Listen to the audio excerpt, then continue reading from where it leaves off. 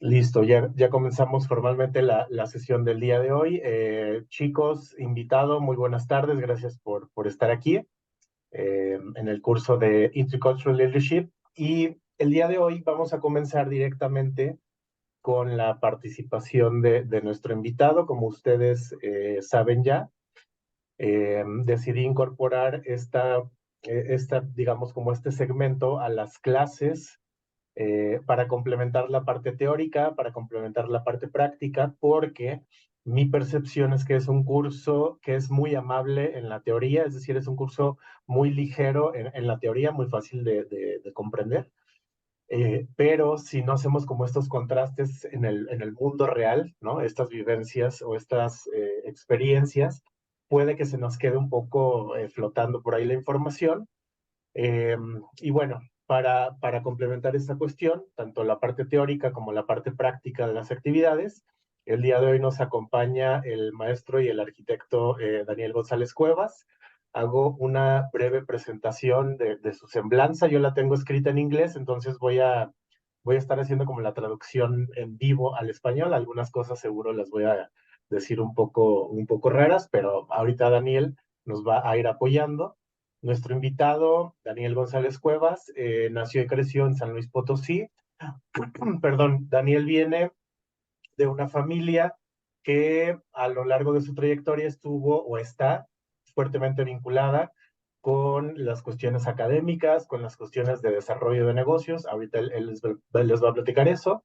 Él es arquitecto de formación, estudió también en el TEC de Monterrey, Campus Monterrey, graduándose en 2006 y después se mueve a estudiar al TEC de Monterrey, Campus Querétaro, y se obtiene su grado de maestría en el año 2010. Ahí hago un paréntesis, ahí fue cuando Daniel y yo nos conocimos, entonces traemos una trayectoria como de vida personal y profesional como muy ligada.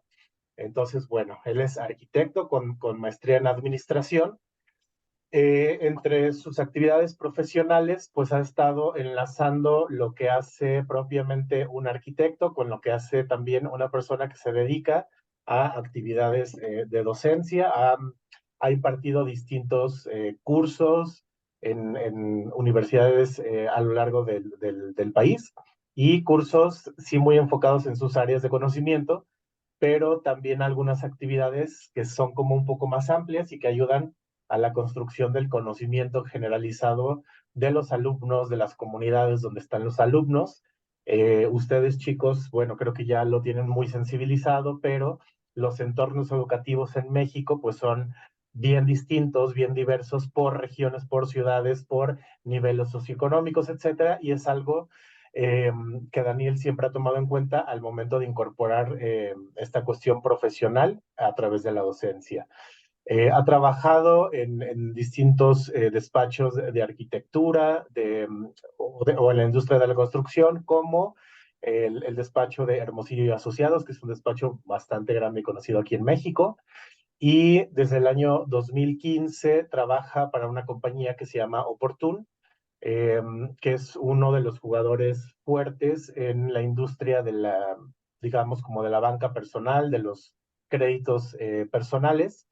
Él pasó de ser project manager ahorita a director de Global Facilities, y él ahorita nos va a explicar o nos va a aterrizar como esta información más a detalle.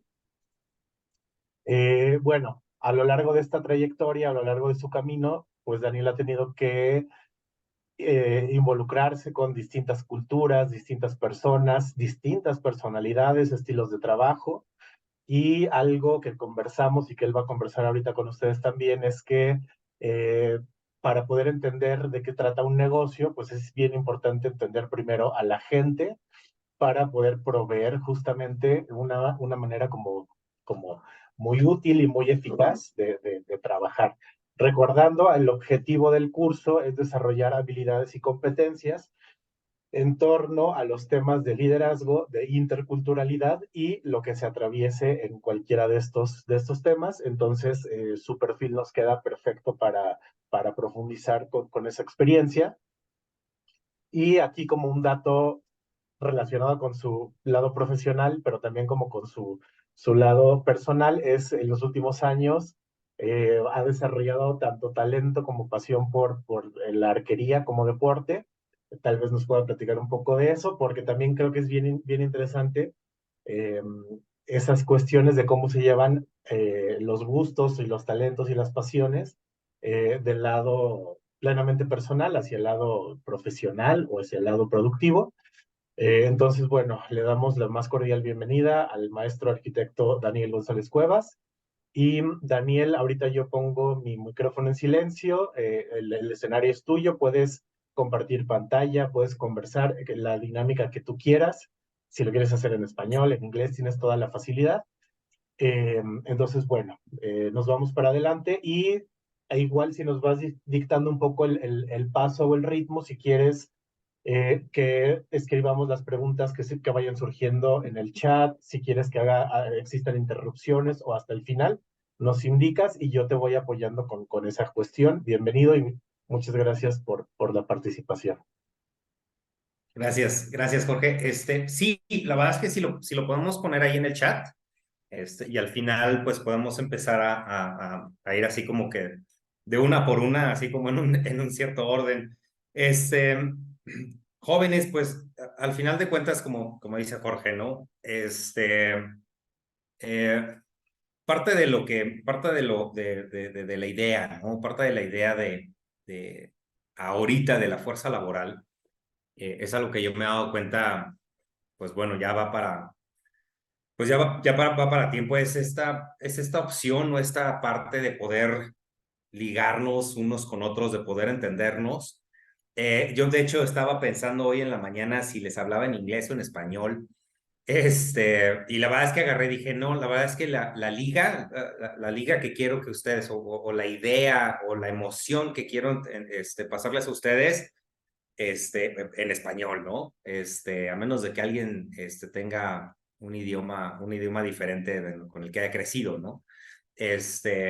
Y sobre todo luego también porque Jorge me platicaba que estaban en Monterrey y entonces una cosa es el idioma y otra cosa es el lenguaje, ¿no? Entonces, yo la verdad es que por muchísimos años estuve allá en Monterrey, casi 15 años, y al final de cuentas, pues yo conozco ahí los términos de que todos son primos, que todos son compas, la carnita asada, etcétera, etcétera, ¿no? Entonces yo creo que podemos empezar a entendernos, les digo, con este idioma y en este lenguaje, ¿no? Eh, ¿De qué estábamos viendo en la mañana algunos temas? Hace unos días también andaba viendo otros temas. Y una de las cosas que les quería platicar es que, bueno, yo crecí en un ambiente, pues al final de cuentas, muy conservador, ¿no? Aquí, sobre todo en la ciudad de San Luis Potosí, ciudad entre comillas, ¿no? Ciudad de San Luis Potosí, dentro de una familia de clase media alta, ¿no? También, pues no sé, ¿no? El clásico de que fui a la primaria católica, etcétera, etcétera. Entonces era un ambiente como muy reservado. Sin embargo, en 1994, cuando yo tenía 13 años, decidimos movernos a Inglaterra. Toda la familia se mudó se mudó a Inglaterra. Y allá en Inglaterra, a mis 13 años de edad, empecé a chocar con esta cultura, la cultura inglesa, ¿no? Y empecé a chocar y empecé a ver que había diferentes personas que no, como lo decíamos ahorita, ¿no? El idioma puede ser diferente, pero el lenguaje también es diferente. Y entonces empezamos a asimilar estas cosas. Ya cuando yo regreso, nos fuimos casi un año y medio más o menos toda la familia. Cuando yo regreso, el inglés, pues bueno, me abre las puertas para muchísimos lugares, no solo la carrera de arquitectura y sobre todo la carrera de arquitectura en el TEC de Monterrey, Campus Monterrey, pero empieza a abrir, pero, no, pero me empieza a abrir las puertas, no solo el inglés como tal, sino entender a mi cliente, ¿no? Entender a la persona que estaba aquí enfrente de mí, entender lo que quería, ¿no? Y estas partes como un poquito más, pues, ¿qué les puedo decir? Estas partes como un poquito más culturales. Yo, de hecho, por aquí, y no soy como muy bueno No soy como muy bueno. Aquí tengo una presentación para no hacerlo así como muy tedioso. Pero al final de cuentas, esa experiencia desde joven, desde niño, la verdad es que 3 años uno es todavía es un niño, esta experiencia desde niño me permite empezar a hacer ese perfil, ¿no? De repente es ese perfil y yo creo que a ustedes les ha de pasar, ¿no? Hay de repente ciertas personalidades que ustedes pueden llegar a identificar y que al final de cuentas ustedes pueden decir, ah, mira, esta persona me cae bien. O de repente es esa persona que platicas 2, 3 veces con él y dices, o con ella y dices, no, como que no me cayó bien, ¿no?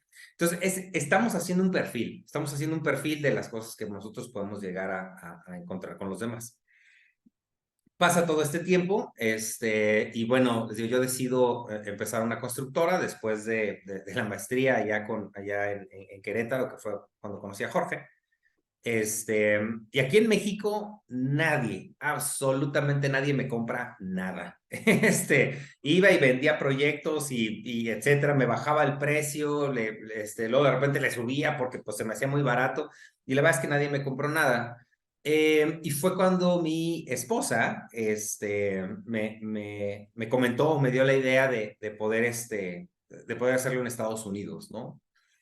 Cuando yo cuando, bueno, empiezo a entrar en contacto con la gente de Estados Unidos, me contacta esta empresa. Y esta empresa lo que hace es que me subcontrata, digamos. Es decir, yo tengo mi constructora y les empiezo a construir allá en Estados Unidos porque ellos tenían exactamente el mismo problema que yo tenía, pero con sus trabajadores. En Estados Unidos, la fuerza laboral somos los latinos. Y en gran parte la fuerza laboral en la industria de la construcción somos los mexicanos. Que al final de cuentas, pues bueno, latino envuelve mucha cultura, ¿no? Entonces, al final de cuentas, la gente de Estados Unidos estaba teniendo problemas con la ejecución de proyectos de construcción por parte de los trabajadores, y especialmente por, bueno, de inicio, la diferencia, no solo la diferencia del idioma, ¿no? La diferencia cultural enorme que tenemos de algo un poquito más anglosajón, de los gringos, a la parte más un poquito mexicana, ¿no? Allá todo está estandarizado. En Estados Unidos todo está estandarizado en pies y pulgadas, ¿va? Si tú agarras la caja de una vajilla, ¿no? Compras una vajilla, te quitas la vajilla, agarras la caja y la quieres llenar, yo qué sé, de computadoras, caben perfectos, porque todo tiene un estándar. Y aquí en México no. Aquí en México, pues bueno, nos carecemos de dichos estándares, en paquetería, muchos estándares en construcción, bueno, pueden empezar a variar y a cambiar. Entonces, descubrimos esa problemática y entré yo ahí, pero más que nada, no tanto como arquitecto, sino entré como un enlace cultural entre lo que era el liderazgo de Oportun y lo que era la plantilla laboral, digamos, de los trabajadores. ¿A qué se dedica Oportun? Oportun se dedica a dar préstamos personales. ¿Ah? Podemos dar un préstamo, y digo podemos porque, bueno, al final de cuentas ya me hicieron, yo compré acciones de la empresa, me hicieron socio, y ya me llevaron in-house, entonces ya podemos decir, ¿no? Prestamos dinero. Prestamos dinero a la palabra, ¿va? Y reportamos, si la gente paga, reportamos esto a una entidad de allá de Estados Unidos, que es la que se encarga de reportar los análisis crediticios de cada una de las personas. ¿Por qué es importante en Estados Unidos tener crédito? Porque al final de cuentas, bueno, no sé cuántos de ustedes sean realmente de Monterrey, o cuántos sean foráneos. Al final de cuentas, lo que nosotros hacemos es, háganme cuenta que es llegar a la tienda, ¿no? Y así directito, ¿no? Llegas y pides un préstamo, ¿va? Los préstamos van desde $300 hasta $7,000 a tope, ¿va? La importancia de generar ese crédito es porque en Estados Unidos, y por eso les preguntaba sobre quién era foráneo, no sé si algunos de aquí, no sé quién sea foráneo, ¿tenemos algún foráneo que viva en Monterrey o que rente en Monterrey? Ada, muy bien, perfecto, nada más. Ah, yo también era foráneo allá, entonces ya somos dos, Ada. Pero al final de cuentas, la verdad es que yo cuando llegué a Monterrey, llegué y renté una casa, ¿no? Bueno, rentamos un departamento ahí en el Bronx, a una cuadra ahí por el Seven, ¿no? Y y súper bien. La verdad es que me pidieron un aval, fue mi papá y se acabó. Allí en Estados Unidos no. Allí en Estados Unidos necesitas tener un historial crediticio para que te renten una casa, para meter a tus hijos a una escuela, por ejemplo, aunque sea escuela pública, ¿de acuerdo? Entonces necesitan tener ese historial crediticio para poder estar, para que la gente pueda estar ahí con ellos. Después, a los $7,000, ya liquidado el préstamo, nosotros mandamos este score, ¿no?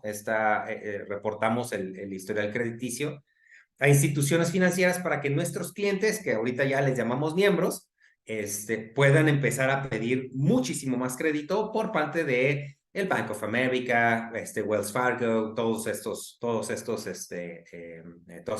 ¿no? Entonces, básicamente esto hace. Para eso, para prestar dinero que no es de uno, pues necesitan una inversión muy fuerte.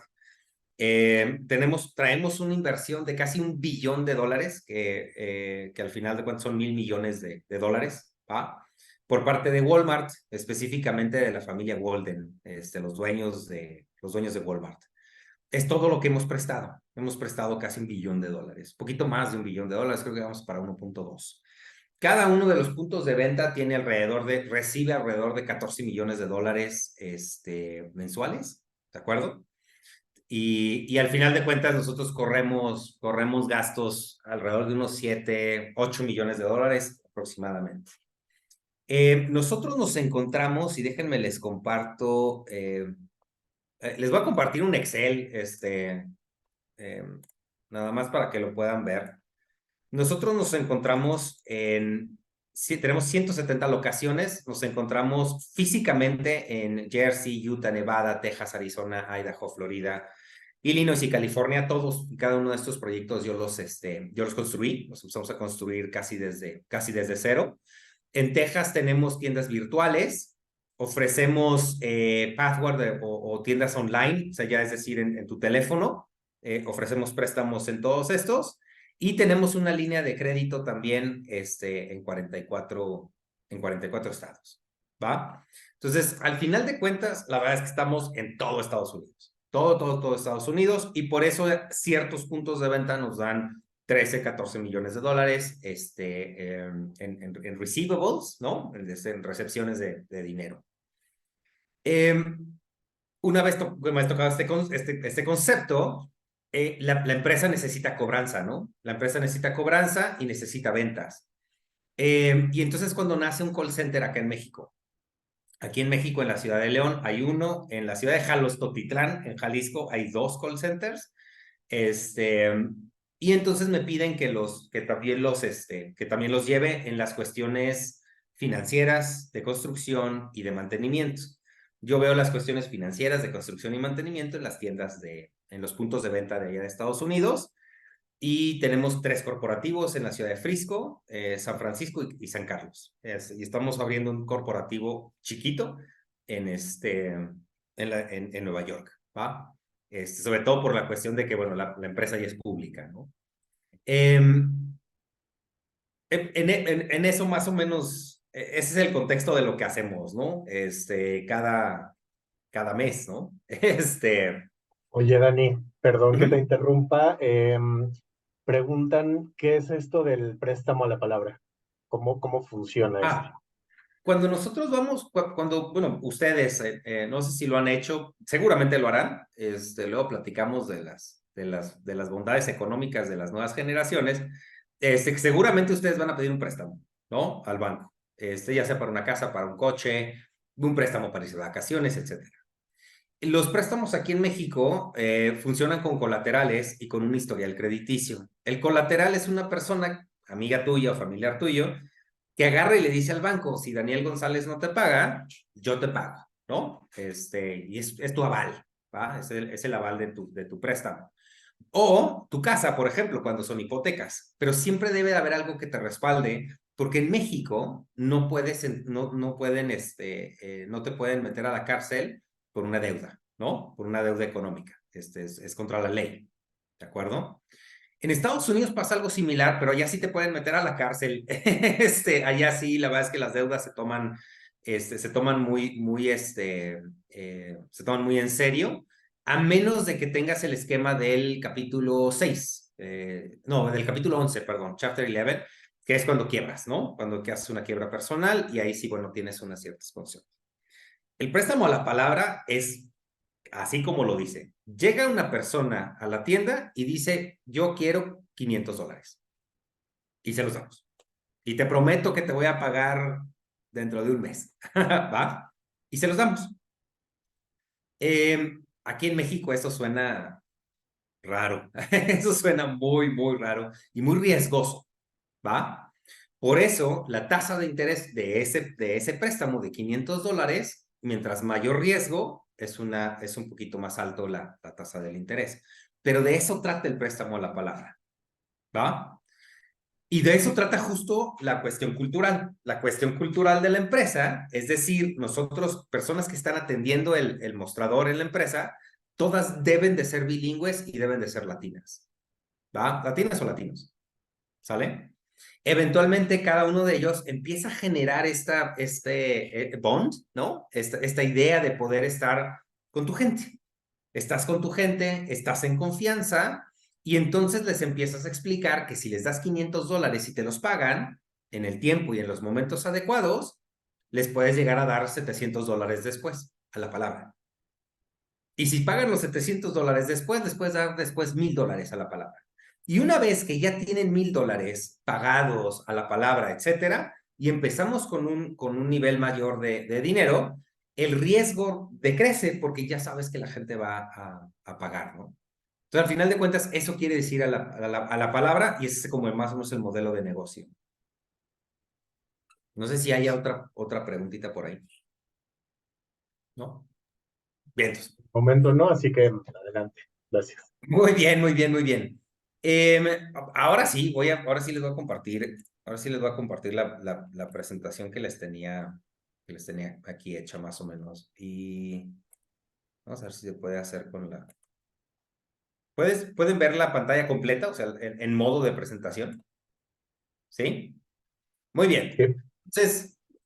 Entonces, cuando yo llegué, primero agarré y dije aquí, porque bueno, llegué a la oficina de San Carlos. En San Carlos hay gente de la China, hay gente de la India, habemos mexicanos, hay americanos, y no solo americanos, digamos, ya de generaciones anteriores, sino americanos latinos, latinoamericanos de primera, segunda y tercera generación. ¿De acuerdo? Y entonces empezamos a ver todo este bonche de culturas allá adentro, trabajando en un espacio cerrado, ¿no? Y esto es más o menos como empezamos a definir o como empecé a llegar a revisar lo que era la cultura, ¿no? Porque yo agarraba y le decía a la gente, es que aquí la cultura es un poquito rara, y entonces la gente como que no me decía, ¿qué te refieres con cultura? ¿De acuerdo? Entonces, la cultura nosotros, o acá del lado del despacho, la definimos como la intersection, la intersección, de los valores con las acciones. ¿De acuerdo? Lo que pienso, lo que tengo, con lo que hago. Eso de ahí lo definimos como cultura. ¿De acuerdo? Es decir, en México, por ejemplo, en México la cultura de la corrupción, pues bueno, ¿no? Ya se imaginarán, permea en todos los ámbitos de la sociedad. ¿Qué sucede? Hay acciones, ¿no? La corrupción, y hay valores, que son los que de repente el valor está ahí, ¿no? No es un valor faltante, sino es un valor o es un antivalor que está por ahí pendiente dentro de la cultura. Lo que siento, lo que hago, lo que evalúo, o sea, lo que evalúo como persona y las acciones que tomo generan esta cultura. ¿De acuerdo? En, en este, Al final de cuentas, bueno, les platicaba que yo me fui a vivir allá a Inglaterra. Mi hermana mayor allá conoció a su esposo Regresó años después, se casó con él y tuvo 2 hijos, ¿no? Y allá estuvo viviendo en Inglaterra durante un tiempo. Y sus hijos, por ejemplo, un niño ¿qué era? Un niño en ese entonces creo que tenía 4 años. Siempre iba con una mochilita chiquitita así a los hombros, ¿no? Y ahí andaba, se llama Mateo. Y una pirinolilla, ¿no? Ahí estaba con su mochilita. Y dentro de la mochilita yo veía que le echaba toda la basura. Y entonces yo le decía, oye, Mateo, no eches la basura en la mochila. Ahí hay un bote de basura. Puedes ir y echar la basura al bote de basura. Y Mateo agarraba y con su acento inglés del norte, ¿no? Agarra y me decía, no, tío Dani, lo que pasa es que estos botes no tienen color. Yo necesito aventar esta basura en el color azul, alguna otra va en el color verde, alguna otra va en el amarillo y alguna otra va en el rojo. Y los niños crecen con esa cultura, es decir, crecen con ciertos valores, pero al final de cuentas, para ellos también lo importante son las acciones, ¿no? El valor del reciclaje, del separar, etcétera, porque, no sé, los animales, las futuras generaciones, lo que ustedes quieran. Y al final de cuentas, la acción de hacerlo. Así nosotros lo empezamos a definir y así empezamos a atacar las diferencias culturales, porque hay cosas que no son culturales, hay cosas que simplemente son de valores o hay cosas que simplemente son acciones. No hay un choque de culturas. Ese es como que la primera, el primer paso que nosotros tomamos para poder tener éxito en esta conexión intercultural que viene siendo la oficina o el trabajo, ¿no? Al final de cuentas tenemos una matriz, la matriz de Wilber. Esta matriz lo que nos dice es qué perspectivas tenemos, la perspectiva interior, la perspectiva exterior. Al final de cuentas, dentro de la matriz es del individuo o del colectivo. ¿De acuerdo? Una organización cultural nos viene con viene siendo dada por una perspectiva interior colectiva. Es decir, con la perspectiva del yo por el bien de los demás o de los demás por el bien de yo. ¿De acuerdo? Al final de cuentas, aquí es donde nosotros queremos estar. Estructuras, procesos y prácticas, es decir, la perspectiva exterior con una perspectiva colectiva, es decir, yo haciendo todo para todos los demás, es un grave, grave, grave error. Porque es cuando es cuando dicen hacer bien el trabajo en una empresa es recompensado con más trabajo, no es recompensado con más lana, con más días de vacaciones, etcétera, ¿no? Se crean sistemas organizacionales estructurados, procesados, con ciertas prácticas.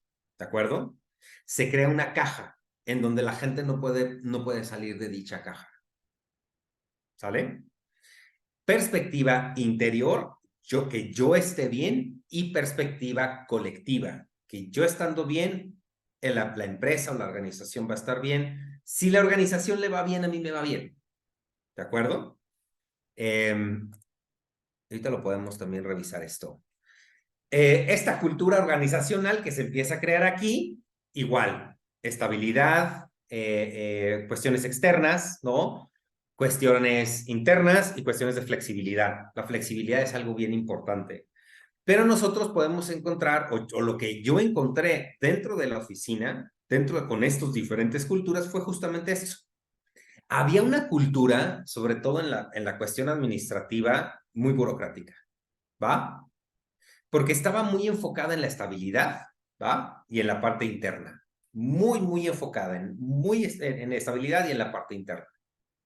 Esta parte burocrática es la parte de los procesos. Y entonces cuando yo quería meter una factura, teníamos un proceso de 15 pasos. ¿De acuerdo? Hay también una parte de una cultura competitiva, es decir, la misma gente de AP, por ejemplo, Accounts Payable, empieza a competir una con otra para ver quién procesa más facturas, etcétera, etcétera, la gente de marketing, etcétera. La parte empresarial, que era la que a mí me tocaba, la parte en la que la organización cultural empezaba a desarrollar proyectos, empezaba a emprender. Y entonces a mí me tocaba decidir cuál era el nuevo estado, cuál era la nueva ciudad donde íbamos a abrir una tienda, cuál era el nuevo perfil demográfico que íbamos a tener, socioeconómico, etcétera, ¿no? Y luego está la parte de la comunidad, que es algo un poquito más flexible, ¿no? Que también estamos atacando al menos dentro de mi departamento. Todo ello, y este yo creo que no sale como muy bien, pero bueno, todo ello nos lleva a las reglas del éxito, a las 10 reglas del éxito, según Simon Sinek. ¿Y por qué es importante conocerlas? Por los ambientes culturales que nosotros podemos llegar a tener. El primero, break the rules, ¿de acuerdo? Es decir, en un ambiente de caja, en un ambiente cerrado, en un ambiente muy burocrático, nosotros nos atrevimos, al menos en mi caso, nos atrevimos a romper las reglas, ¿no? Y había reglas que, bueno, había reglas que sí no se podían romper, como agarrar permisos de construcción, por ejemplo, pero sí empezar a romper reglas en la cuestión de prefabricados, ¿no? Vamos a empezar a traernos prefabricados, muebles prefabricados, vamos a empezar a traer marketing prefabricado, etcétera, etcétera, ¿no? Eh, Hay que entrenar la mente, hay que entrenar la mente muy, muy fuerte, que ahí es donde viene el tiro con arco. Entrenamos la muerte, la mente, perdón, para saber cómo reaccionar, saber cómo reaccionar a las adversidades. Hay muchísima gente que odia el cambio, ¿va? Mucha gente odia el cambio, se siente atacada por el cambio, y eventualmente, pues bueno, nosotros necesitamos entrenar nuestra mente, ser pacientes, ser muy, muy pacientes, ser responsables con nosotros mismos. Accountable quiere decir que yo soy responsable de mis errores, ¿va? Tenemos que superarlos, ¿va? Cada día hay que superarse, poner las cosas en su lugar, stack the deck, que al final de cuentas ponemos las cosas más importantes, ¿no? Y empezamos a darle, a atacar una sola cosa. Hay cuestiones del multitasking que la verdad yo en lo personal no creo, ¿no? O sea, yo creo que estamos hechos para enfocarnos en una cosa y en esa cosa específicamente podemos empezar a desarrollarlo. Hablar al último, va, primero escuchar a los demás, ser auténticos, encontrar nuestra pasión, lo que nos apasiona hacer y empezar con el por qué.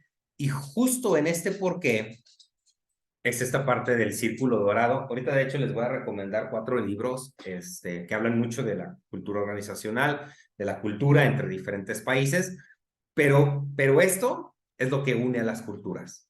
Esto es lo que ha unido a la gente, les digo, a gente mexicana, mexicano-americano de primera, segunda, tercera generación, inclusive hasta cuarta generación. Ha unido tengo gente que viene de Escocia, tengo gente que viene inclusive ¿cómo se llama? De Irlanda, hemos trabajado con rusos, hemos trabajado con muchísimas gentes, japoneses, chinos, coreanos, bueno, muchísima gente. Esto es lo que nos une a todos, ¿va? El círculo dorado, empezamos por la parte de afuera en el qué, ¿no? ¿Qué hacemos? Y es cuando de repente, bueno, a mí como arquitecto, ¿no? De repente me preguntan, oye, ¿y tú qué haces? Y yo les digo, no, pues, no sé, construyo tiendas, ¿no? Construyo tiendas retail, se le llama, pero bueno, construyo tiendas para ventas.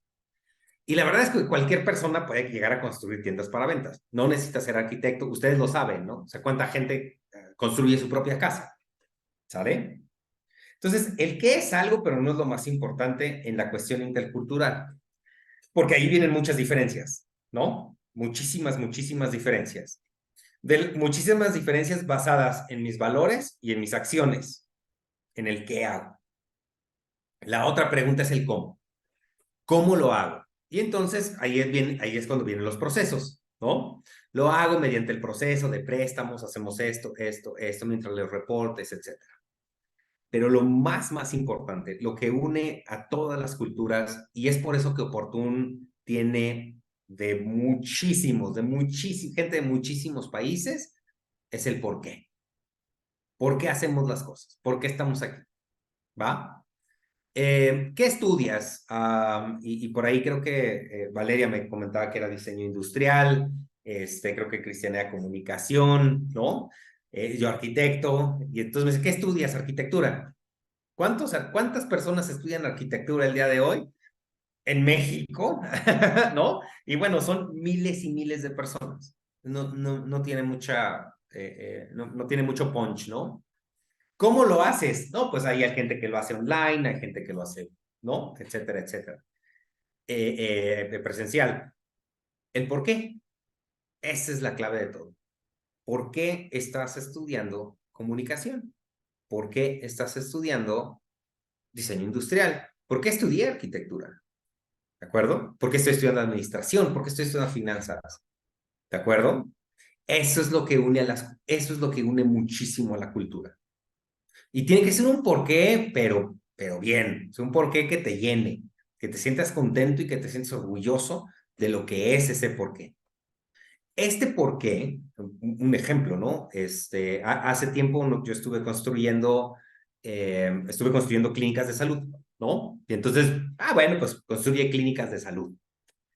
¿Cómo la construía? Mediante un proceso que de hecho patenté junto con el TEC de Monterrey, Campus Monterrey, mediante un proceso constructivo que me permitía que un centro de salud costara en ese entonces 55,000 pesos, que ahorita deben de ser 85, 83,000 pesos más o menos por la inflación, en 2 semanas.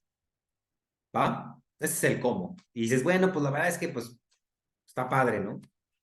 ¿El por qué?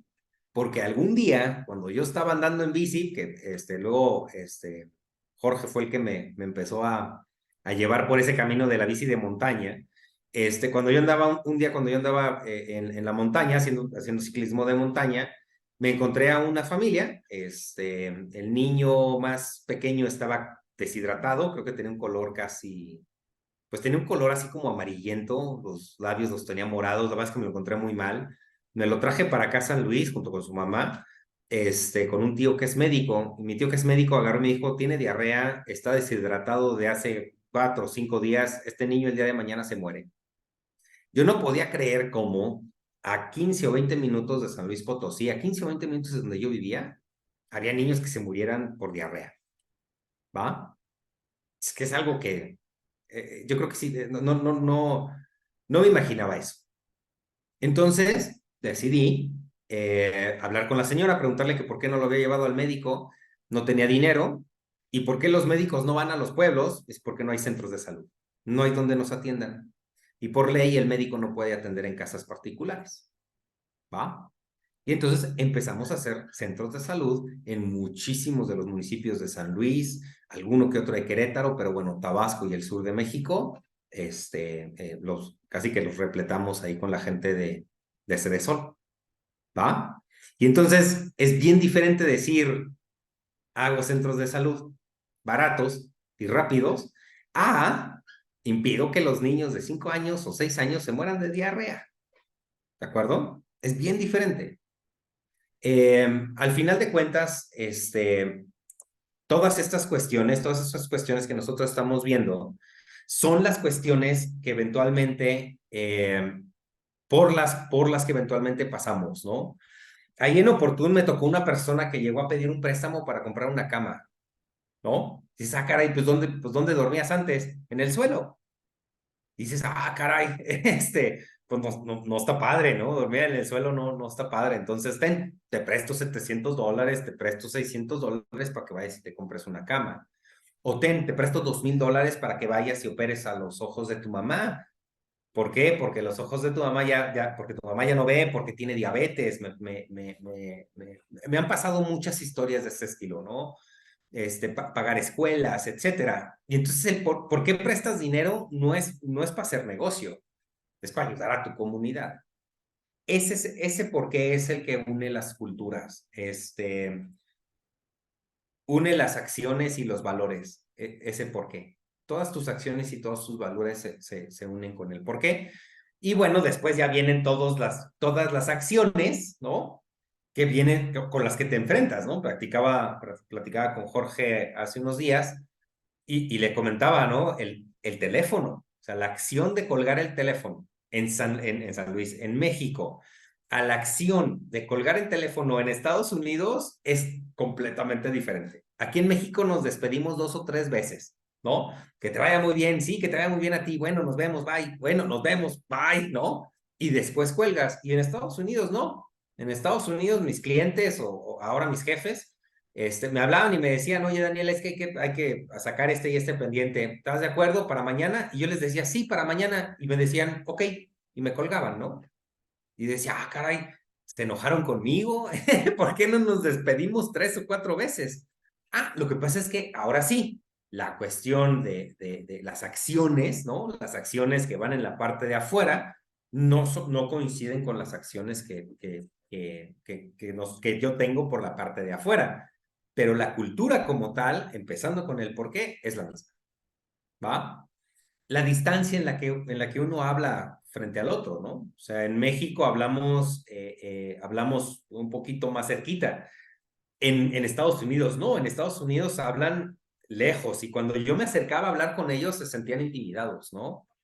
Y en Inglaterra es diferente. En Inglaterra la gente habla aquí así cerquitita, ¿no? Entonces yo hablo con mi cuñado y me está hablando aquí así cerquita, ¿no?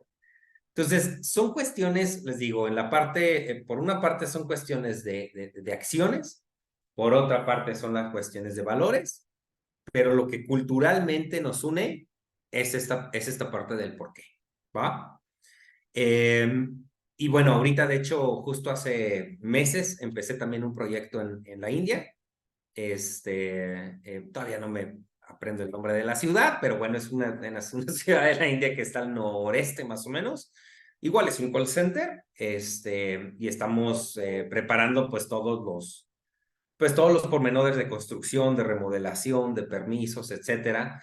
Y estamos buscando el porqué, ¿va? Estamos buscando cuál es el porqué de México, Estados Unidos, y cuál es el porqué de la India para poder hacer ese match cultural. Si no encontramos ese porqué y si no lo encontramos pronto, el proyecto no va a salir adelante, ¿va?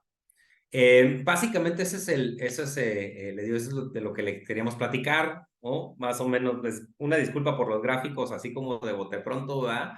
Sobre todo si hay un diseñador gráfico por acá, pero bueno, al final de cuentas, es la idea, ¿no? La idea es el por qué, y bueno, Jorge, si quieres podemos empezar con algunas, no sé, con algunas preguntas, alguien que tenga algo ahí en el chat.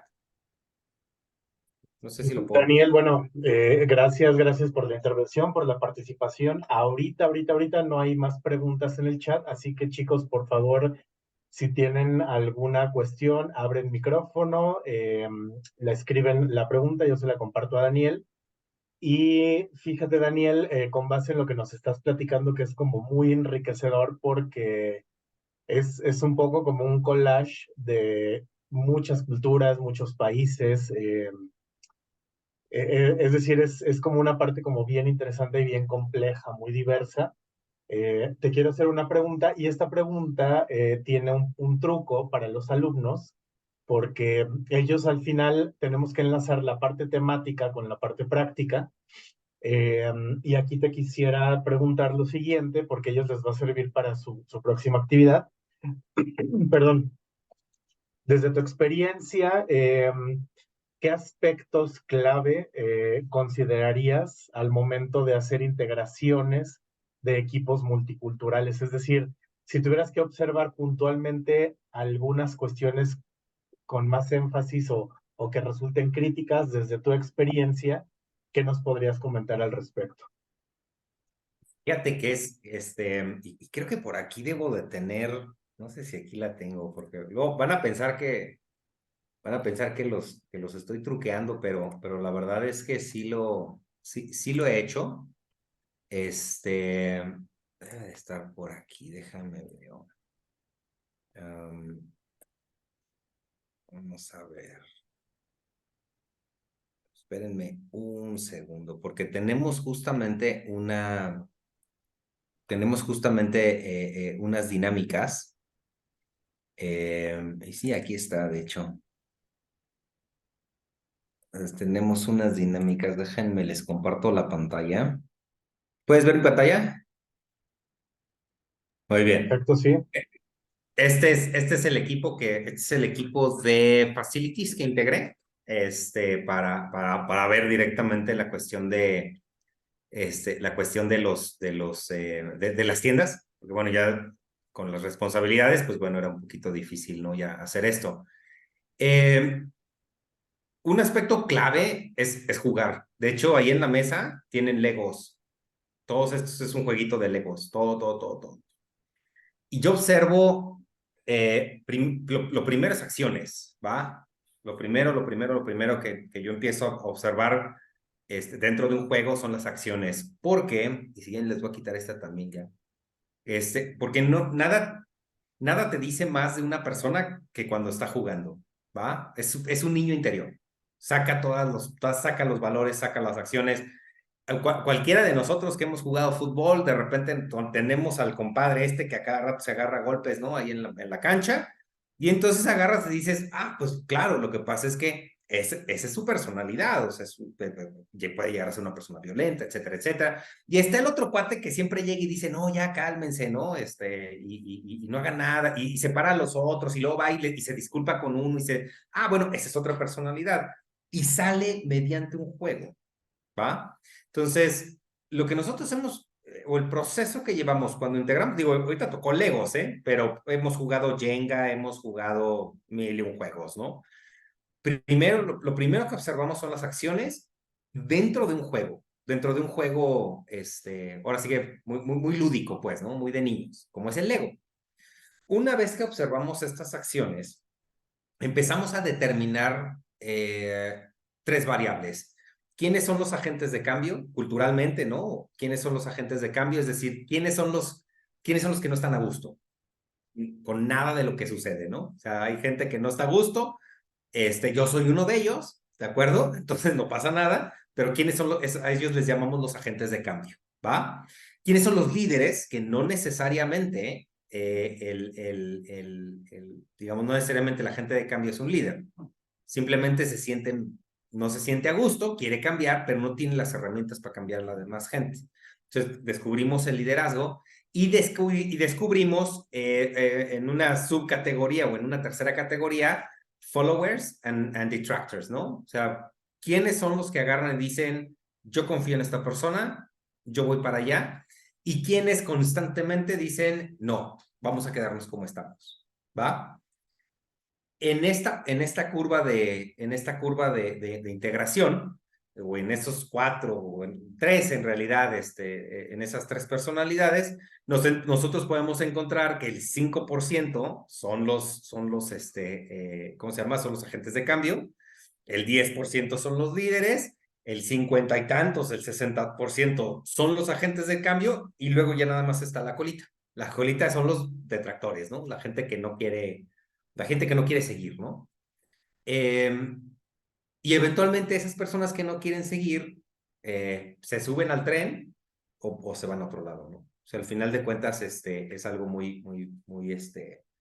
es algo que ya tenemos muy estudiado dentro de la organización, ¿va? Gracias, Daniel. Valeria tiene una pregunta, adelante. Sí, se me hizo súper interesante lo que platicas de la cultura, porque la verdad siento que es un tema muy, muy complejo. Por ejemplo, el año pasado me fui a un voluntariado un mes a Islandia y pues convives con gente de toda parte del mundo. La verdad casi no me tocó convivir con islandeses, pero eran muchos italianos de Eslovaquia y así. Entonces, Okay. mi pregunta va más de, por ejemplo, a mí me llamó mucho la atención de que alguien estornudaba, yo decía salud o bless you, y se me quedaban viendo como que, ay, qué loca que estás diciendo salud, de que aquí nadie. Entonces, Ajá. como que a la hora de trabajar con alguien con otra cultura muy diferente a la tuya, como hasta qué punto está bien tú soltar o dar, pues sin perder parte de la tuya, ni que se absorba por completo la cultura de alguien más, ni dejar la tuya, por ejemplo, trabajando en la India o así, como hasta qué punto sabes que es lo sano del límite tuyo. Sí, y es muy buena pregunta. Y fíjate que de hecho, tengo un amigo finés, es esposo de una amiga mía, finés, gente muy fría, ¿no? Y también tengo conocidos italianos, y gente que es así como que muy warm, ¿no? Am, preguntando, Valeria, o sea, la verdad es que primero hay que tener dos cosas muy, muy en claro. y es algo que yo le digo a la gente, ¿no? Una cosa es tu ambiente laboral y otra cosa es tu ambiente social y otra cosa es tu ambiente familiar, ¿va? Y nosotros hacemos la separación, es decir, el ambiente laboral no es tu ambiente familiar, no es un ambiente en donde tú vayas no necesariamente es un ambiente donde tú vayas a enriquecer tu cultura o enriquecer la cultura de alguien más, etcétera. Es un ambiente laboral. El ambiente social sí. En el ambiente social sí. Por eso tomas, por eso salen las cheves o sale el vinito ahí, por eso tomas en un ambiente social, ¿no? Para hacer ese intercambio de culturas. En el ambiente laboral es un poquito más difícil, ¿va? Yo personalmente, como les decía antes poquito antes de iniciar la grabación, yo crecí en una familia católica en el centro de México, de nivel, les digo, más o menos clase media alta. Y yo estaba acostumbrado a abrir, que cuando venía una chava pasando por la misma puerta que yo abría la puerta, primero pasaba ella y luego yo me metía, ¿va? Dice, igual, ¿no? Acciones y valores se convierten en cultura. Y esa era la cultura que yo tenía, ¿va? Hacer esto en el trabajo, especialmente en California, pues era un poquito difícil. A las personas que les abrías la puerta, pues bueno, se molestaban, ¿no? Se agarraban y decían, oye, pues digo, yo puedo abrir la puerta, o sea, ¿qué me estás diciendo, no? Y entonces yo agarraba y le decía, bueno, una disculpa, es esta cuestión cultural, etcétera, etcétera. Decir salud, God bless you, ¿no? También es así como que, ¿no? Es un poquito así como raro. Y yo aprendí a medir a la gente. Y estos son años y años de trabajar con ellos. Empiezas a medir qué tanto puede haber ese intercambio, ¿no? Tenía una persona de Vietnam, se llama Tuan Nguyen, eh, con lo cual sí teníamos muchos choques culturales, ¿no? Muchos choques culturales. En la cuestión, específicamente en la cuestión otra vez, ¿no? Acciones y valores juntos no eran los mismos que acciones y valores juntos de él. Y entonces teníamos este choque. Y cultural, digo, al final de cuentas, digo, podemos platicar de detallitos pequeñitos, ¿no? O de cosas que de repente uno hace. Qué tanto puedes dar? Es el preguntar, ¿eh? O sea, nosotros lo hacemos, si no sabes, pregunta. O sea, nosotros preguntamos, oigan, a ver, ¿está bien que esto, no? O está bien, estamos en un salón, en una sala de juntas, o estamos así por el Zoom, oigan, ¿está bien si puedo agarrar unas papitas? Órale, va. Hay gente que, sobre todo la gente de la India, por ejemplo, le molesta que alguien esté comiendo mientras está hablando con uno, ¿no? Por cuestiones culturales, por cuestiones de atención, etcétera, etcétera. A mí no. Yo la verdad es que estoy así de repente, estoy comiendo aquí en el Zoom, ¿no? Entonces, eventualmente es algo de que podemos preguntar tu cultura, así como el instinto, ¿no? No la vas a perder, al menos no tú, porque tus valores y tus acciones te han seguido durante toda tu vida, ¿no? Puede que la generación que viene después de ti no tenga esa educación o esa formación de acciones y valores que llegan a ser la cultura, y pues bueno, ellos sí puedan empezar a perderla o a mimetizarla, pero tú específicamente, tu cultura, tus acciones y tus valores, sobre todo los valores, son los que anclan esa cultura a donde vayas, ¿va? Súper, mil gracias. Gracias a ti, Valeria, por preguntar. ¿Alguien más por ahí? Chicos, sí, si tienen preguntas, por favor, abran micrófono o levanten la mano, escriban como gusten.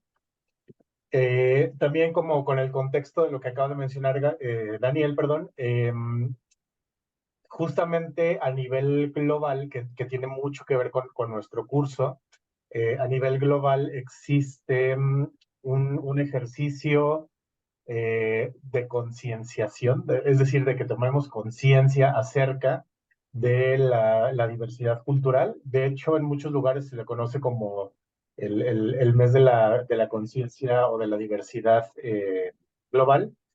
En Estados Unidos, específicamente, me parece que octubre es el mes de la historia de los afroamericanos, el Black History Month.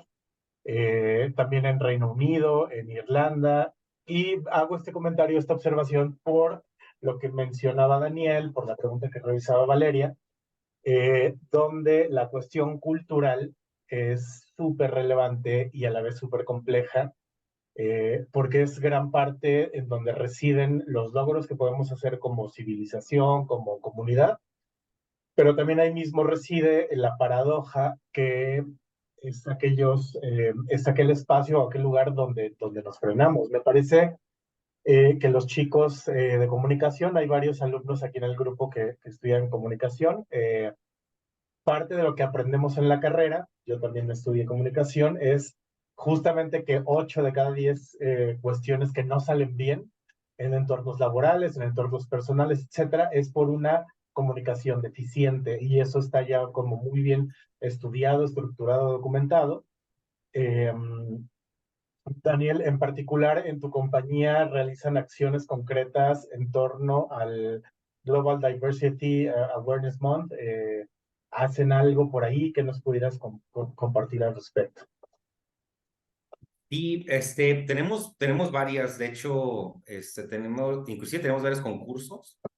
Tenemos varios concursos que cada quien empieza, donde cada quien empieza a comunicar, por ejemplo, talento, ¿no? Entonces, tenemos concursos de talento, tenemos concursos de talento en la cocina, talento deportivo, talento, y entonces uno empieza a participar en ello, ¿no?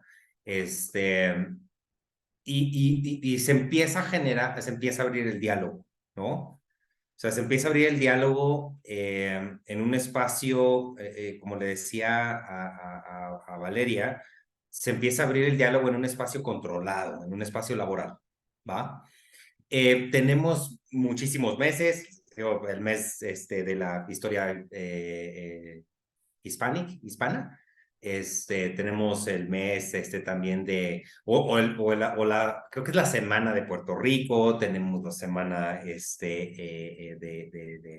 bueno, de varios lugares, ¿no? Y sí, hay mucha comunicación, o sea, de hecho, al final de cuentas, nosotros abrimos los micrófonos en la oficina, otra vez, ¿no? O sea, como para decir, oigan, pregunta, ¿no? O sea, pregunta si esto está bien o está mal, ¿no? Por ahí, de hecho, al principio Jorge platicaba que, bueno, yo practico por ejemplo, yo practico el tiro con arco deportivo, ¿no? Dentro del tiro con arco deportivo, aquí en México, pues bueno, hay una cierta cultura, ¿no? Y me ha tocado tirar con gente de Italia, buenos arqueros, coreanos, bueno, no se diga, creo que son así como que el top del mundo, ¿no? Pero me ha tocado participar con ellos, me tocó participar una vez representando a México, y empiezas a ver estas cuestiones culturales, ya no solo a macro país, sino cuestiones culturales entre Monterrey y San Luis Potosí, por ejemplo, ¿no? Aquí la gente de San Luis Potosí agarraba y me decía, oye, ¿y de dónde eres? Y dice, pues de aquí, de San Luis, ¿no? Y entonces me decía, no, lo que pasa es que eres un poquito más abierto, eres más, ¿no? Como que un poquito más alegrón. Y entonces ya les decía, lo que pasa es que estuve viviendo en Monterrey 15 años.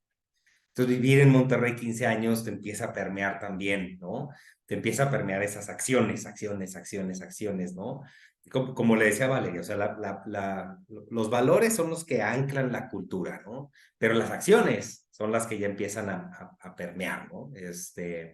Y eventualmente, pues eso, empezábamos ahí cuando empecé a practicar esto ya en forma, yo hace como unos 5 o 6 años, muchos de los problemas que teníamos eran esas culturas, les digo, dentro de México, dentro de San Luis Potosí, dentro de los municipios, y fallas de comunicación, ¿no? O sea, siempre una comunicación no adecuada.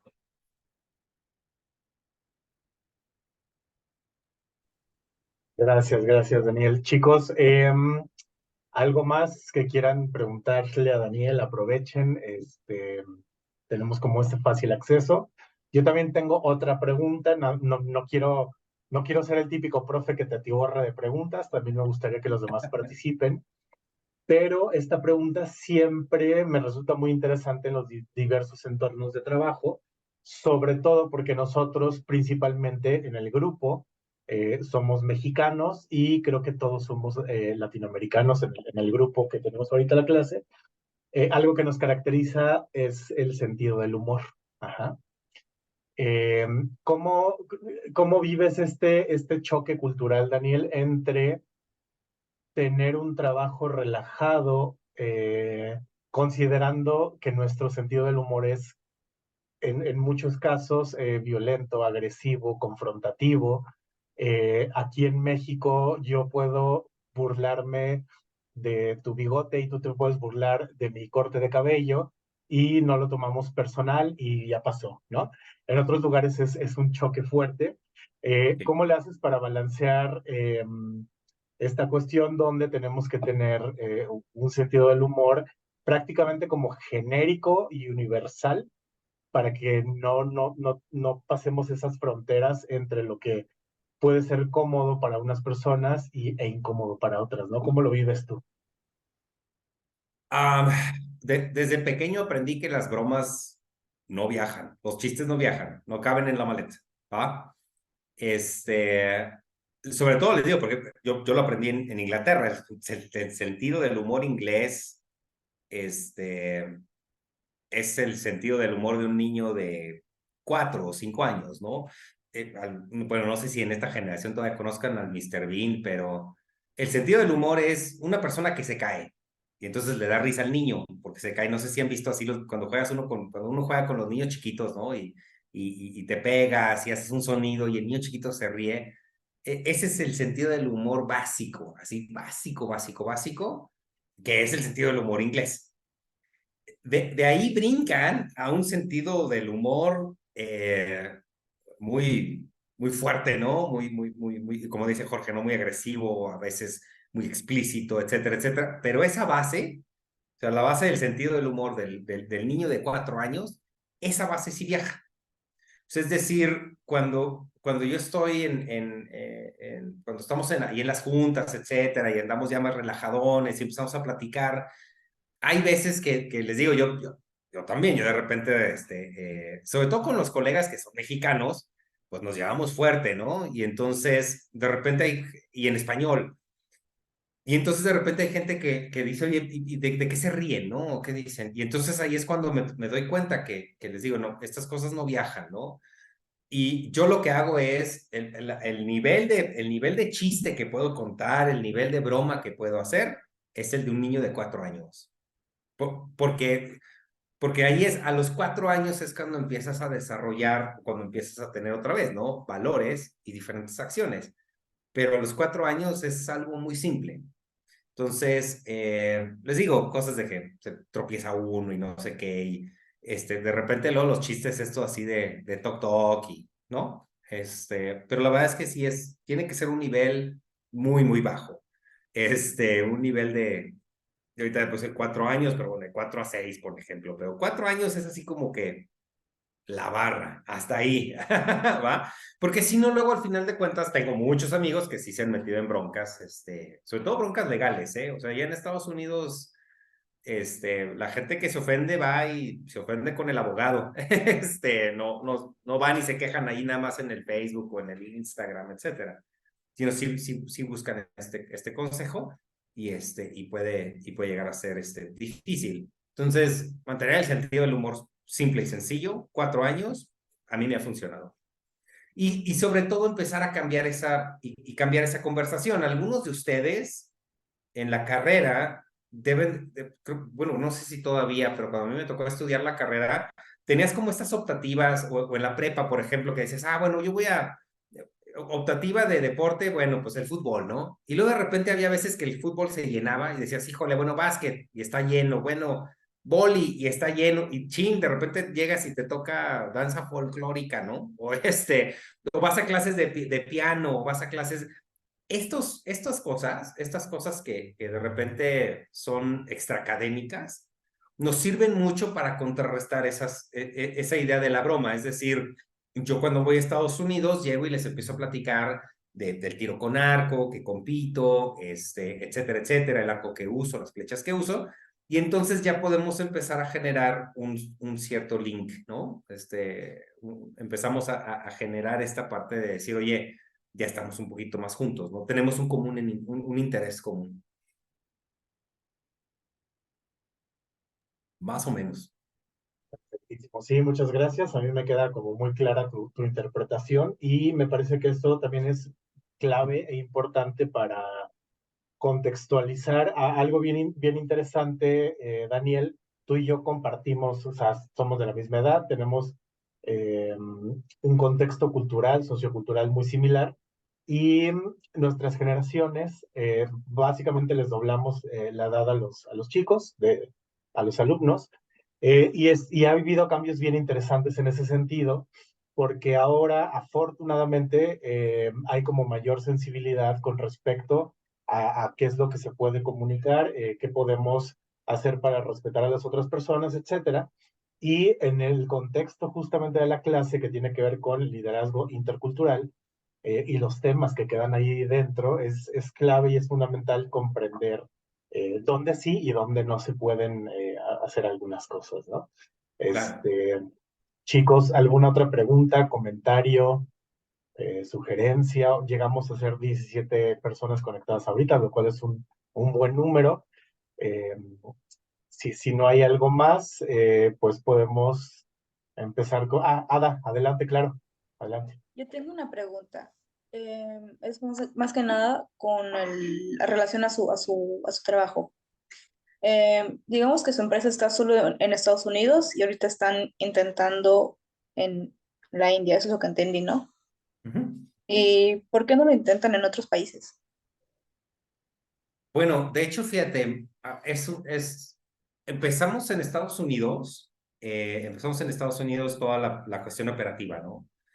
La cuestión del call center empezó acá en México porque, si mal no recuerdo, alguno de los papás o alguno de los que iniciaron la empresa, el papá de alguno de los que iniciaron la empresa, que es segunda generación, mexicano-americano de segunda generación, estaba viviendo en Jalostotitlán, en este pueblito ahí en Jalisco, ¿va? En un pueblito ahí en los altos de Jalisco. Y entonces el papá le dijo, oye, necesito pues que nos eches la mano, ¿no? Y entonces en un cibercafé abrieron un call center, en un cibercafé chiquito, con 6 personas, ¿no? Empieza a crecer la operación, empezamos a construir más tiendas y entonces se expande no solo a esas 6 personas, sino que, bueno, empezamos a emplear a 300 personas ahí en Jalostotitlán, que es casi, pues el pueblo el pueblo tenía en ese entonces 20,000 habitantes más o menos, entonces ya nos conocían casi todos ahí, ¿no?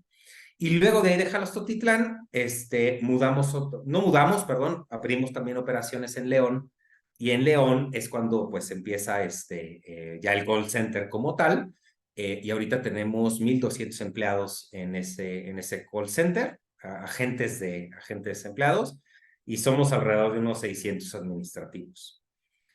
¿Por qué te cuento esto? Porque no hace mucho, yo creo que hace algunos, y ustedes lo deben de recordar, a México le pegaron 2 huracanes al mismo tiempo. No sé si recuerdan, hace algunos años llegaron 2 huracanes. Es rarísimo que lleguen 2 huracanes al mismo tiempo, pero llegaron 2 huracanes al mismo tiempo a México por el mismo lado, y entonces se decidió tener otros call centers, ¿no? Que no estuvieran solamente en México. Tenemos ahorita subcontratados, tenemos un call center en Colombia, tenemos un call center en Puerto Rico, subcontratados, es decir, no son parte de la empresa. Y ahorita el que está en la India está subcontratado y lo estamos haciendo onboarding, ¿no? Ahí en la India. Colombia y Puerto Rico van a ser los siguientes, proyectos. ¿Por qué se escogió la India? Uno, primero por los sueldos, ¿no? O sea, los sueldos y salarios eran los más accesibles. Segundo, las opciones de construcción, ¿va? Es decir, toda la infraestructura que se tenía en el edificio de esa locación que queríamos eran las adecuadas, ¿no? Y tercero, la verdad es que otra vez, ¿no? También parte de la cultura, ¿no? O sea, parte de esa cultura un poquito más disciplinada, a cierto nivel socioeconómico dentro del país de la India. Pero estamos buscando más, ¿eh? Por mucho estamos buscando más, de hecho. Gracias. No, gracias a ti, Ada, por preguntar. ¿Alguien más por ahí?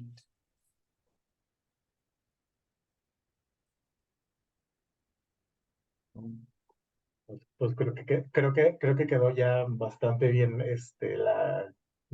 claro la participación.